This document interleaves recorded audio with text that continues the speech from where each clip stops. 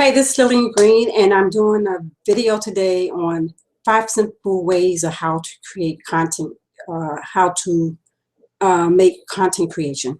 And, I realize that especially people who just start, uh, it becomes a huge issue with just trying to create content. They not sure, and they get stuck in their business because they don't know how to create content. So I'm just going to show you just 5 simple ways on ideas of how to create content. Okay, so I'm going to share my screen, and we're going to get started.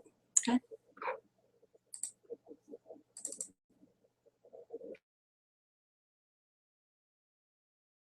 Creation easy. Okay. Number one is you can schedule. You can schedule your time. You need to keep notes. You need to vary your style. Use the webinars and courses that you have been on and taken, and you deliver value. So number one, you schedule time. This is naturally one of the first things you do. You figure out what works based on your own schedule. If you can dedicate an entire morning once a week, then use that time to create a couple of pieces of content that you can use when you have no time. Maybe you can schedule a half an hour each morning to create that day's content. It doesn't matter what day, what time, or how much time you schedule. It is important to know that you have time dedicated to creating content to post on your Facebook, your blog, Google Plus, or whatever platform that you may be using. And use this time wisely. If you make a time commitment, keep out all distractions and stick to it, because that can be a time killer. I work in 15 to 30-minute interviews with a timer just to let me know when it's time to move on to my next project.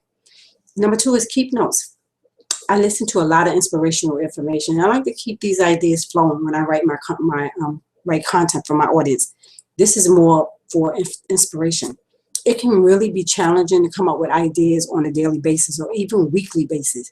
You will run out of ideas before you know it. And with all the technology out there today, smartphones, laptop, PCs, it has never been easier to keep notes. So having somewhere to jot down your ideas and having instant access to them is really helpful. And when you read a great quote or learn a new technique, write it down because your ideas will get better and better. Now, I have found it very helpful to use a source like Evernote or OneNote open at all times when I'm working on a computer. This way I can quickly make a note to that file when I have an idea. Some of my most successful ideas have come from me going over these notes at the end of the day. And number three, vary your style. There are more ways of creating content other than how-to videos or articles. Now, although there are a lot of topics to touch on, you can also run out of ideas and quite quickly. So change up your style a little bit. Write an article for Monday, do a blog post on Wednesday, then maybe film a video for Thursday and do an interview on Saturday. There are so many different types of content out there that you can switch it up quite often and don't get bored. This also helps twofold. It keeps you fresh and it helps with great ideas. Secondly, your web visitors and your Facebook audience, they will appreciate your varied styles. Number four, webinars and courses. If you have ever been on a webinar or have taken a course to help grow your business, take notes and use the information to create content of what you have learned. This is one of my fail-safe methods that has never let me down. I start off by taking a section of information and find out how relevant it can be to my audience, and then I break it into small segments of content. And once I have chosen the topic, it is as simple as writing that article or filming a video. This method is great because you know beforehand what your article has, and you know beforehand that your article has an audience. And last but not least, deliver value. Content creation must deliver value if it's to be of any worth to anyone. The internet can be a fantastic medium, but as long as the information is entertaining, informative, interesting, and educational, you should always have your audience in mind when creating your content.